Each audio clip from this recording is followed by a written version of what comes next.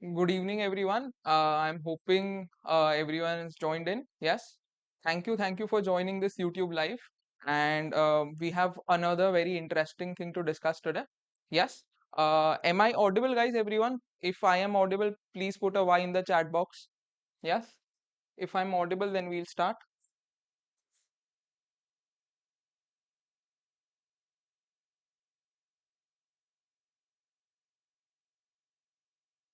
Guys, am I audible? Yes. Perfect. Perfect. I hope we are going well. Great. Great. Great. Okay, guys. My name is Neil Randeria, and I'll be discussing NBFC investing playbook, metrics, and market outlook. Yes, very fun, very fun discussion, and trust me, it'll be a very resourceful session for all of us. Yes, so I'll again repeat. This topic is about NBFC investing. A lot of us don't know what are banks, what are NBFCs, why is there a need of banks and NBFCs, etc. Correct? What is the importance? So let's discuss all these things from the very basic, and we are going to only focus on NBFCs majorly today because I feel this sector is picking up. A lot of things can be looked into the sector, right? So NBFC is very interesting. It is more into discussion because of a recent IPO of HDB, correct? So let's focus and discuss the whole landscape of NBFC. Yes, let's start. Obviously, before we start, we will obviously start a discussion with a quote, correct? And the quote is, the banking business is very good if you don't do dumb things. When you have leverage, little mistakes can blow you up. And in the banking business, leverage is built into the system. So true, right? So Warren Buffett over here has given us a very good caution. Yes, that banks, NBFCs, these financial companies are too much leveraged. Yes, the debt to equity ratio, if you check, is very high. It is not like not like a normal business who is into auto manufacturing, who is into selling plastic containers or any other service company, right? They are highly leveraged, so a small mistake can lead to a major problem. Okay, so with this amazing quote, let's start with our discussion. What do we understand सबसे पहले? Obviously, we'll start with the income statement. Just a second. Yes. Yeah. Okay. The income statement is on our screen right now, guys. Please focus. We know the P&L account income statement of a normal company, right? We have revenue, we have COGS, etc. But over here, in case of NBFC, the income statement is different. And let's discuss it in layman terms, right? Net interest income is what we start with. What is net interest income? Guys, whether you take banks or NBFCs, the income statement remains the same. Net interest income is how do banks or NBFCs earn? By lending money. They give udhar, पैसा देते हैं. So what is their income on that? That is interest income. So interest is their income as well as it is their expense. Banks will borrow money from us. We'll put our money as current account, savings account, right? So that is interest expense. So net interest income is the first line plus other income. Now other income is a huge portion in case of banks because banks give a lot of allied services, right? Credit card charges. If you want to do a demand draft charges, right? All those charges. NBFCs don't have a huge portion in the other income, yes, but banks do have a huge other income. The treasury income also falls over here. Total income is what we get later. After total income, we have operating expenses. Yes, operating expenses like you might see a lot of bank branches around us, right? So all the salaries that the employees get, all the tech expense, all the rent that these guys have to pay, all this forms a part of operating expense. Then we get something called as PPOP. Guys, what is PPOP? Pre-provisioning operating profit. Pre-provisioning, before creating provision, what is the operating profit? Similar to EBIT in case of normal companies, similar to earnings before interest and tax in case of normal companies, right? Minus provisions. This is the most unpredictable number. Provisions क्या होता है? Guys, understand? Let's say a bank has lent out, given away loans of 100 rupees. Okay, now if they feel out of this 5 rupees, they are not going to receive because the customer might run away. Something might happen. If they're scared about some incident, yes, so they will create provisions of the amount they feel they are not going to receive from the customers. So this is provisions. We obviously want the provisions to be low, correct? PBT, profit before tax minus tax, you get net profit after tax. So if you pay attention, This is a very simple understanding of a bank's or NBFC's income statement. Yes, I hope everyone's able to understand. Yes, clear, perfect. We'll proceed ahead. We'll proceed ahead and understand. Yes, okay, very interesting. Let's understand the basic difference before going to a detailed discussion of what is a bank and NBFC. Let's understand a basic distinction between what is a bank and NBFC. Yes, okay, let's start. Uh, can a bank offer current account, savings account? Yes, but can you open a current account or savings account in an NBFC? No. Second, can there be payment services like UPI, IMPS in case of a bank? Yes, not in case of an NBFC. Next, can bank accept deposits? Can you have an FD in HDFC, ICICI Bank? Yes, but in case of NBFC, depends. Depends on what? See, guys, there are two types of NBFCs in India today. Yes, one which is deposit taking, another which is non-deposit taking. Why is this? If you want some trivia on this, um, around 1997 to 1998, there was a scam that had happened in India. Yes, less people know about this. CRB Limited करके there was a company, listed company, which used to take a lot of deposits. It was an NBFC, correct? Back then, a lot of NBFCs were allowed to take deposit. Almost all NBFCs used to take deposit from people like us. So we could have an FD in a lot of NBFCs. But then because of that scam, CRB, they took a lot of money. They couldn't, repay the deposits. Okay. So then RBI said, no more issues like this. Let's do one thing. We will not let NBFCs take deposits. So only very selected companies, NBFCs, are allowed to take deposits, namely Shriram Finance, Bajaj Finance, Mahindra, right? Only selected few NBFCs are allowed to take deposits. Every other NBFC is not allowed. Okay, give loans. Obviously, banks and NBFCs both can give loans. Yes, so this is a very basic distinction between banks and NBFCs, and I'm hoping people are clear about it. If you have any queries, you can please post in the chat box and we'll discuss about it. Yes. Let's move on to a more detailed discussion. Yes, a more detailed distinction between banks and NBFCs. Let's start. Banks, guys, very few points, and the points that I've marked are super important. Banks, they are licensed under Banking Regulation Act. Just a second, I hope this should be visible to all of us. Yes. So, guys, understand, banks, they are licensed under Banking Regulation Act. On the other hand, NBFCs are registered under Companies Act. They are still regulated by RBI, but not very tightly. Deposit acceptance, we just discussed. Payment system access, also something that we discussed. Yes. CRR, SLR, very important. Every bank has to keep some money as reserves. Correct. For example, if let's say a bank has collected deposits of 100, bank is not allowed to lend out pura 100. Yes, and give away loans of 100.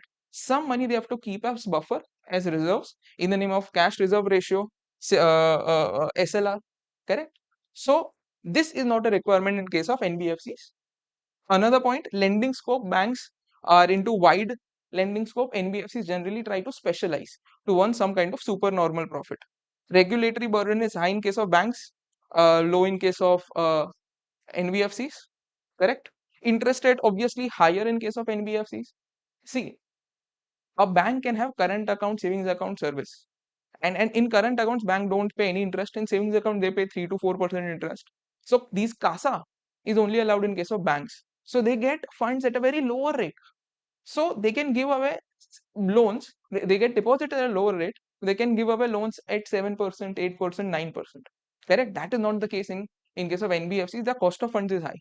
So naturally they lend out riskier loans, higher interest loans. Let's now understand the next point, classification of NBFCs. As I told you, we are going to focus majorly on NBFCs. Yes, let's understand the classification of NBFCs. Just a second. Yeah. Okay. Now, classification of NBFCs, there are different kind of NBFCs. Okay. Before we get into the discussion of slides, let's understand one thing very simply. Banks, NBFCs. Today, I want to take a loan. Where will I go? Will I go to a bank? Will I go to an NBFC? Important point to discuss. If everything that an NBFC does can be done by a bank, which is true from the chart that we studied. जो भी एक NBFC कर सकता है, bank भी कर सकता है. NBFCs can, give loans. Banks can also give loans, right? So everything that a NBFC does, bank can do. Then what is the need of NBFCs? What is the need of NBFCs, right? The need is, okay, there are few underserved segments in our country. Yes, there are few geographies where it is very difficult for people living in tier 3 cities, towns, villages to get loans, and banks are not going there because their cost increases. Yes, they have to have a good setup, a lot of regulations. So NBFCs, are very important in for financial inclusion of our country. NBFCs actually are serving the underserved people in our country, and they try targeting a specific segment. So that is the main thing over here. Let's get into NBFCs. Majority NBFCs are specialized in nature. They'll focus on a specific segment. For example, vehicle finance, you'll come across companies like Shriram Finance, Cholamandalam. Yes, these companies are majority into used commercial vehicles, not the new ones, used. Obviously, a lot of them do new ones as well. The key feature over here, see, just understanding which companies into which category won't clear our understanding. We need to also know the key features, because these Shriram Finance, M&M, Cholamandalam, they are into vehicle finance. It is very cyclical in nature. Why is it cyclical? Very simple, guys. Why? Because see, these are not defensive companies, defensive sector. Yes, if there's something like COVID that is coming up, you cannot prolong your consumption. You cannot stop your consumption of medicines or food grains. But you will plan, ke chalo, right now the things are not good. I'll push my dream of buying a car to next year. So if the economy is not doing well, these are discretionary spend. These are spending, luxury spending. So you can delay them. That is in case of auto sales. Yes, auto sales linked to how is the economy doing. If the economy is not doing well, people will not buy vehicles. So will take loans. Correct? So these are cyclical in nature. Gold loan, Muthoot Finance, Mannapuram, defensive. Why defensive? Not prone to a lot of cyclicality. Not prone to it. Yes. Housing finance. Housing finance, you have Aavas, Canfin, Repco, correct? Long tenor loans. The classic case over here is, guys, if you're taking a gold loan, generally the tenure of gold loan is 3 months, 6 months. If you have some emergency, you might take it, correct? But housing loan, 15, 20, 25 years. Yes. So the tenor is high. Consumer finance. Yes, loans to buy items. Guys, I have witnessed this, that people are even buying irons, istri on loans. Correct? EMI pe lete, 6 months, 12 months, right? Bajaj Finance has cracked this area. Yes, 30 to 35% of their loan AUM is into consumer loans. Correct? High interest, high yield things over here. Then we'll move on to microfinance. A lot of talks are right now going on microfinance. We have credit access, Spanda, etc. Now, what is about microfinance? What is microfinance? Very small loans. Okay, 1 lakh rupees, 2 lakh rupees. If you see the average ticket size of these companies, yes, they are giving loans very less. So high risk, high return. Infrastructure finance, we have REC, PFC, and MSME lending. MSME is micro, small, and medium enterprises. Yeah, small businesses. Okay, someone who is working in, let's say, a garage, okay, now wants to start his own garage after working there for 15 years, maybe in some tier 2, tier 3 locality. Yes, MSME lending is something, yes, is beneficial for him. Correct? So these are different kinds of NBFCs, the categories in which these operate. Once we have understood the different categories, yes, let us now understand, yes, the distribution over here. Now I would like to, give this open to all of you. Please look at this chart. Yes, it is covering different types of loans across financial year 19 to estimates of financial year 27. Correct? I would give you few minutes, few seconds rather. Yes, just go through it and tell me what is your conclusion. Yes, you can just put it in the chat box. What is the highest growing sector and what is the slowest growing, or maybe what is degrowing, what is decreasing. Correct?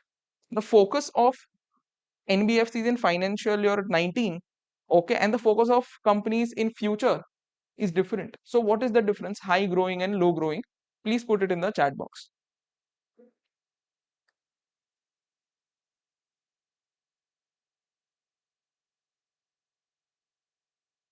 Yeah, Yup, yup, yup. Guys, please put your answers in the chat box. It'll be great to know this.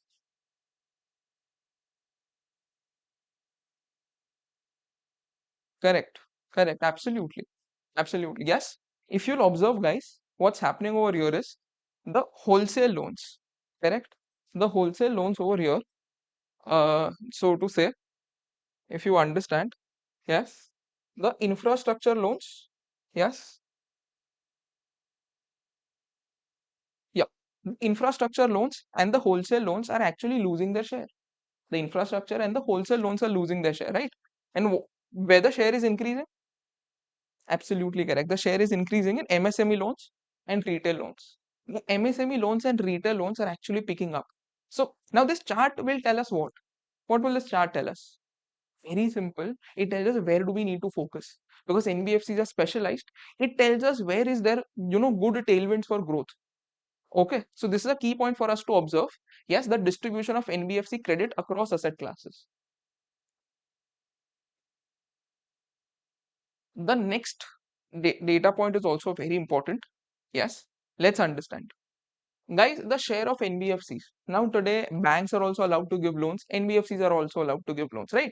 Both of them are giving loans. So where are NBFCs in a dominant position and where they are not in a dominant position? Please check. MSME loans 25%, housing loans 19% share. But the things that are marked, yes, retail auto loans 43%. 43% of total retail auto loans are given by NBFCs today. So this is a testament of how this sector is evolving, how this sector is actually becoming very big, and it can drive the credit growth of India. Microfinance loans 49%. So it is safe to say that 50%, half of the loans in microfinance sector is given by NBFCs today. And consumer durables 66%. 66% of all the consumer durables, two-thirds of all the consumer loans given today are by NBFCs, right? Also, here I've put one more stat which tells us, yes, I have put one more stat which tells us that the growth which is expected in future is how much. If you'll see, the growth in MSME loans and the growth in personal loans is going to go up. Along with that, consumer durables is also not going to stop. And as such, NBFCs are leading in consumer durables, right? So there's good headroom for growth over here. So these stats are important for us to understand when we are discussing the NBFC investing playbook, right? Moving on to the next chart. Where is NPA? Where are NPAs increasing? Where are NPAs increasing? Now, what is NPA? NPA is non-performing asset. Now, the rule is very simple. Yes, let's say we have taken a loan from a bank. We have taken a loan from a bank and we have to repay the principal interest, whatever the EMI component. If we miss out 3 EMIs, that is, if we are not paying back within 90 days, yes, let's say today I had to pay my EMI, I don't pay it till the next 90 days, then my loan will be categorized as NPA in the bank's case or NBFC's case. Correct? It will be categorized as an NPA, non-performing asset. Now, this is from a bank's perspective a bad thing. People are not paying back.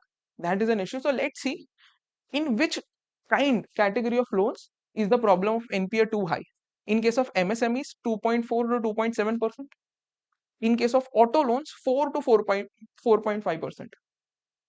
In case of housing loans, it is just 1%, affordable housing around 1%, and the highest is personal loans, which is 9.8 to 10.2%. Every stat over here has some story behind it. Yes, every stat has a story and logic behind it. What is it? MSME loans, if you understand, there are two types of MSME loans. One is secured, one is unsecured. MSME means small businesses want some loans, some professionals want some loans, right? So here, the unsecured ones will have higher NPS, secured ones will have lower NPS. Was there some collateral with the bank or the NBFC, right? Auto loans. Now, auto loans is a very funny thing. I was discussing this with someone, and that person said, "Arey, but auto loans are secured." So to say, auto loans are categorized in all the documents, if you'll check, as a secured loan. But it is theoretical. Practically, auto loans are not very secured. Correct? If let's say someone buys a car, okay, on loan, obviously, if the person not able to repay, we will take away his car. The NBFC will take away his car. They'll sell it and recover their loan money. Two problems. One, it is not as simple as a house. House is immovable, but car is a movable asset, right? Someone who has taken a loan can run away with the car. How will you catch him? Right? So it is बोलने के लिए it is secure, but it is not secure. Another point, second, the collateral over here is the car, which is a depreciating asset. Correct? It keeps on depreciating. The value keeps on dropping. So after 4 years, it is very much possible that even if the NBFC captures the car, yes, they will not be able to recover a lot of money, okay, which would be equivalent to the amount of loan taken. That is auto loans. Obviously, affordable housing loans, NPAs are very low. The reason is very simple, guys. What's the reason? Yes, if if you have taken a home loan, if you don't repay, yes, the bank will take away our house. Where will we live? People are scared, and it is an immovable property. You can't run away with it. Personal loan highest because it is an unsecured form of financing, correct? Completely unsecured. People can take a loan, they can run away. This is a new product, wasn't there many decades back. Personal loan came with credit cards and all. Yes, so it's a super unsecured category, correct? So obviously the NPAs are bound to be high.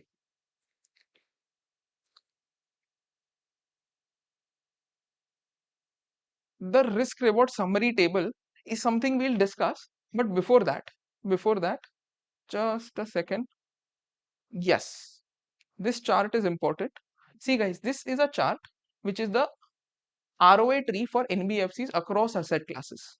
ROA tree, this is a something that I've got from the DRHP of the recently listed HDB, correct? So this is a this is a extract from the DRHP.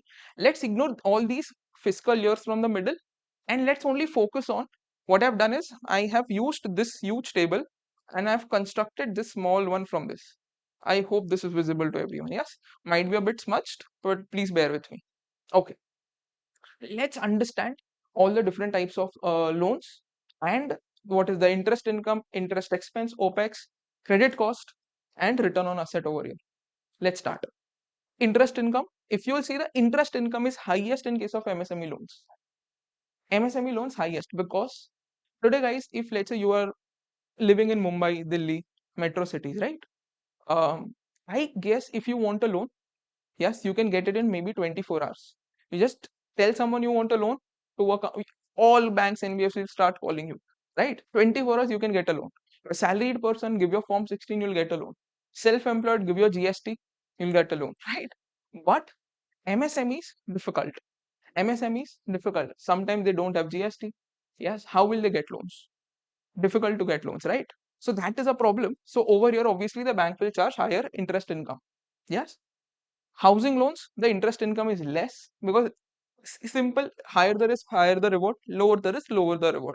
Banks are taking lower risk because they have property as collateral, so they will charge lower returns. Interest expense, if you check, yes, things that are marked in yellow, in green is good. Things marked in red is adverse, bad. Yes, if you see, interest expense is lowest in case of affordable housing loans. Why? Affordable housing is, here there are few properties having the value below certain limit are categorized under affordable housing loans. Why is the interest expense lowest over here? The reason is if there is an NBFC getting into affordable housing loans, bank getting into it, yes, they get funding from NHB, National Housing Bank, correct? So they get money for longer period of time, yes, at a very cheaper cost. So their interest expense is lowest over here because of NHB. And auto loans, the interest expense is high. Auto loan interest expense is high, correct? Moving on to the next one, OPEX, operating expense. Yes, guys, there is a cost attached to the bank and NBFCs to gather loans, to collect loans, and to collect payments. It is easier to give away loans, difficult to collect money, right? So OPEX is highest in case of MSME loans. There's a reason, very simple. They don't have GST. They don't have many official documents. So you'll have to see their projections. Yes. If they're not paying, you'll have to go in the interior rural parts. Yes, and go and collect money. So that is a problem. So their OPEX is obviously always high. Housing loan, generally the operating expenditure is low because ultimately, even if there is some goof up, you have a property, this value is fair, so you'll be able to recover it. Credit cost. Credit cost, what is credit cost firstly? Credit cost, if an NBFC has given a loan of 100 rupees, okay, how much if the credit cost is 2%?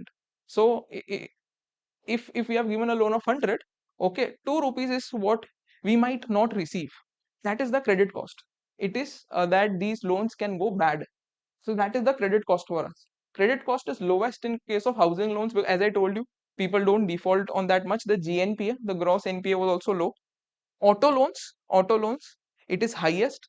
The reason, as I told you, is yes, because the asset gets, the collateral goes depreciating, it becomes difficult, right? So over there, the loans go bad.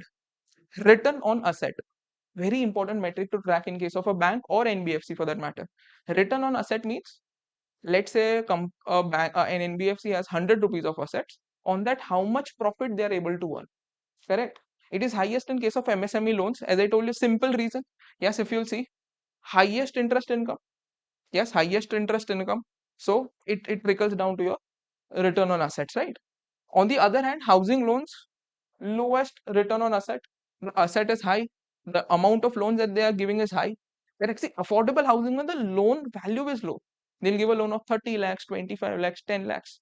But normal housing loans, people might take loans of 3 crores, 2.5 crores, 1 crores to build houses in metro cities, right? So obviously the ticket size is high, but they don't charge a lot of interest, because of which the return on asset, per rupee of asset, the return is less. So that is the whole discussion about these different types of loans and their metrics.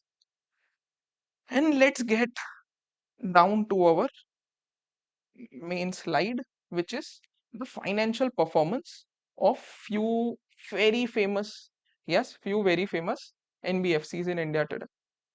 Okay, I hope my slide is properly visible to all. Yes. Before we start with a bit company specific discussion, a big disclaimer to all of you. This is just for educational purposes. All the views that I'm sharing are my personal views, nowhere related to Upstox or anyone. And please do not invest based on this. Yes, please do your own research. This is just for educational purposes, no recommendation whatsoever. Let's start. These are important metrics that we have collated over here. And let's understand the discussion of all the banks. The banks into discussion over here are HDB, Bajaj, Cholamandalam, Muthoot, and Shriram Finance. Let's start. The first metric is loan growth. What do you think, guys, in case of loan growth? Loan growth over here, if you see, highest loan growth is in case of Cholamandalam, 31.7%. We have taken an average figure of financial year 23, 24, and 25. 3-year average. Chola ka loan growth is the highest, and the lowest over here is Shriram. Shriram is lowest over here. Correct. Firstly, before let's starting, let's say all of us don't know what these companies are doing. Let us have a quick discussion. HDB, yes, recently listed. The parent is HDFC Bank over here. Yes, HDFC Group. What are these guys doing? 30% of their loan AUM, roughly 30% is into LAP, loan against property, business loans, loan against property. 30% is into consumer loans, right? And another 20% is vehicle loans. Fairly diversified, no specific niche. That is HDB. On the other hand, Bajaj, a very good chunk, maybe more than 30 to 40%, yes, is into consumer loans. Consumer loans, they are also fairly diversified now. Cholamandalam on the other hand, yes, Cholamandalam, 60% vehicle finance. Yes, 60% new and considering both new and used vehicles, commercial vehicles, 60%. Okay, so Chola, if you can understand, is a leader in along with Shriram. Shriram is also into vehicle finance. Yes, so Chola and Shriram, majority of the portion is into used commercial vehicles and vehicle financing. What we are left with is Muthoot. Muthoot, as we guys know, Muthoot is a leader, I guess one of the best NBFC, biggest NBFCs, number one NBFC in gold loans. Correct? Almost 90%. If I'm almost 90 to 92% of their loan AUM is into gold loans. I hope this is clear to everyone. Now let's, I guess, start with the loan growth. Now loan growth, see, the numbers have a story behind it, as everything can be justified. Okay, because see, plain reading of numbers won't tell us what's happening behind the curtains, right? We need to understand the logic. 31% Chola, yes, the growth is very high. Then 29% Bajaj, almost 30%, Muthoot 30%. So if you see, it's only Shriram and HDB which are not growing by around 30%. All the other NBFCs are big NBFCs are growing by almost 30%, which is very good for the sector. Moving on to the next one, net income. Net income, if you will see, Bajaj being the leader is enjoying the highest. This is net income is as a percentage of loan book. Kitna loans they have given as a percentage of that. Yes, Bajaj is enjoying the highest over here, 12.5%. One reason of it is they are into consumer loans, high risk, high yields. Correct. That is the reason. Chola lowest over here. Yes, net income is the lowest. Their focus right now is on a lot of growth. Yes, they might improve this later. Correct. Moving on to OPEX, operating expenditure, Bajaj is highest. Yes, and Shriram is lowest. So Shriram is trying to improve their metrics over there. Lowest operating expenditures, which is good. Moving on to credit costs. Credit costs में क्या हो रहा है guys? HDB का credit cost is the highest. HDB's credit cost. Credit cost मतलब क्या होता है? As I told you guys, for every 100 rupees of loan, yes, how much the bank or NBFC feels that they are not going to receive. So that is their credit cost.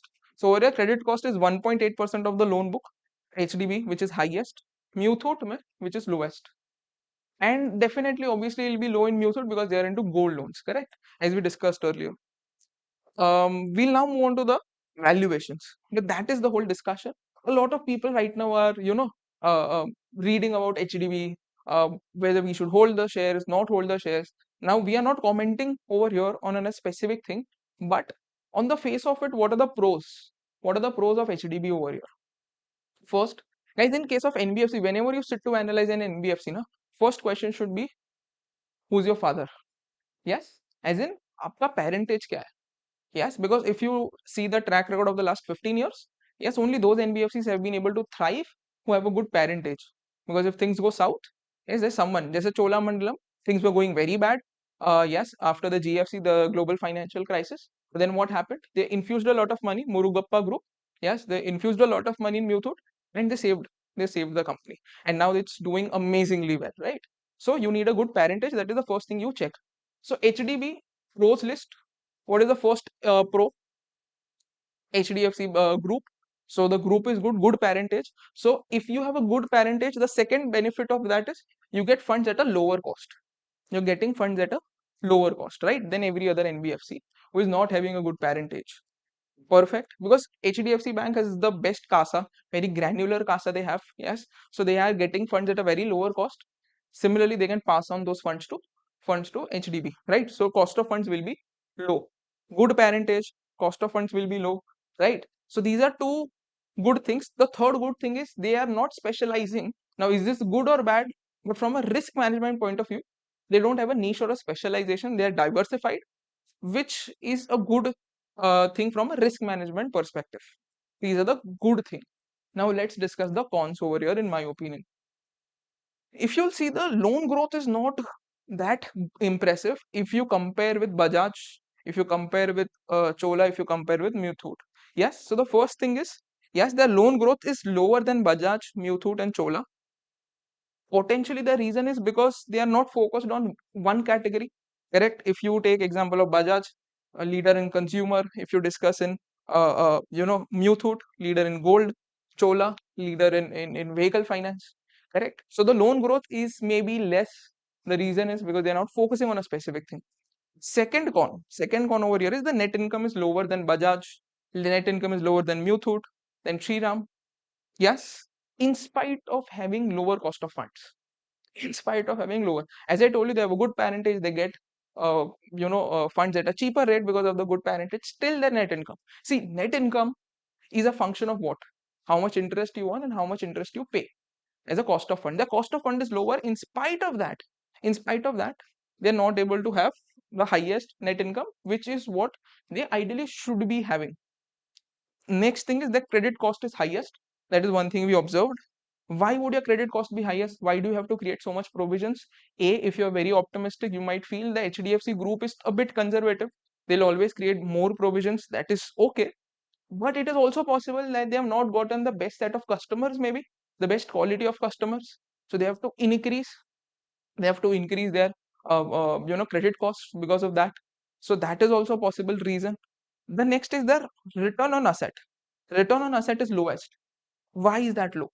If they're getting cost, they're getting funds at the lowest cost. Why is the return on asset low?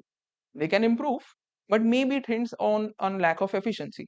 So I feel historically, if we just keep all the biases or anything aside, historically all those NBFCs have been able to do good who are specializing on a certain thing. Correct. There's a Chola, okay, specializing Chola and Shriram on commercial vehicles, Muthoot, Mannapur on gold loans. Yes, Avas, small company focusing on home loans. Correct. So Bajaj also had that. They were also focusing, but after a point, they understood that if they want more growth, then they will have to diversify. So common playbook for all NBFCs, in my opinion, is you have to focus on one niche, one sector. Yes, grow it up to a certain extent where there's no more growth in that one sector possible. So you become leader in one segment, and then you can diversify and manage your risks accordingly. As of now, maybe HDB might do good, the return on assets might be well, but as of now I feel yes, the efficiency might be lacking, or maybe the focus. Because see, what's the difference between banks and NBFCs? Banks banks are actually good if they diversify. We want diversity in the loan book. NBFC is old. Yes, you have to actually have a niche to earn that extra, that premium, the super normal profits over there, right? And all these discussions actually results in the PB ratio. PB ratio, price to book ratio, is what we use instead of PE ratio in case of banks and NBFCs, right? PB ratio is showcases all the details. If you will see, Bajaj enjoying a very good PB ratio, Chola enjoying a very good PB ratio. Chola is enjoying a very high PB ratio because of its extremely high growth rates. Bajaj obviously it's a market leader, so they will obviously command a premium. Yes. Shriram right now, because of the low growth, yes, their PB ratio is a bit low. Also, historically, Shriram has been trading at a low PB ratio as compared to its peer NBFC. The reason is very simple. It has the most cyclical loan book, right? Because they have majorly focused on auto loans, right? So cyclical hai, because of which they generally trade at this. Muthoot 3.6 PB ratio is somewhat good, not very good, because see, gold loans ultimately 90 to 92% of their AUM is gold loans. Now gold loans risk free, that is good, but what are the cons over here? You can't grow after a certain point because there's a limit. Indian household has a finite amount of gold, right? Second, the problem is building the balance sheet over here. uh, uh, Gold loans typically 3 to 6 months. So if there's another company, Avas, who is giving out 10-15 years loans, so it is easy to build the balance sheet. There'll be outstanding loans every year, 15 years loans. Gold loans 3 months, 6 months. Yeah, so if you're giving a gold loan, it'll get repaid in 6 months. Again loan, so you have to keep giving loans to build a good balance sheet. To grow your loan book, you'll have to keep giving, right? So that is a challenge in case of gold. And generally people are not, commercial vehicle loans will increase if vehicles car sales increases, right? But gold loan is generally viewed as an something that you do take while emergencies. So scaling that, scalability is an issue, because of which the ratio is not 5 or 6. HDB, if you ask me, given the metrics that we discussed, the PB ratio when it got listed, this is post listing. I have not factored in the post listing, the premium that the company has earned right now. This 3.5 is on the higher end of its price, right? So 3.5 was the PB ratio when it got listed. Yes, using its price range. According to that, 3.5 is a very reasonable valuation. So in my opinion, that is reasonable. The reason is the metrics that we discussed shouldn't enjoy a premium of 5 or 6 ka PB ratio like Bajaj and Chola, because it is yet to prove. Yes, it is yet to have any specialization so far. So I guess this is good. Yes, but we'll have to check how these companies perform again. Historically, banks have been doing very well, but NBFCs, I feel, might take a lot of things ahead. There are so many under served categories, underserved geographies in India. Yes, so the financial inclusion thing would play well, okay, because of these NBFCs. Yup, I guess we are done with everything that we had to discuss. I hope you guys enjoyed today's YouTube live. Please let us know whether you like such more YouTube lives. You can put it in the comment box. Any suggestions do you have how we can improve? And it'll be great for us to know how do you like these YouTube lives every day, right? So thank you, thanks a lot, and hoping to see all of you very soon. Yes, thank you for joining, guys.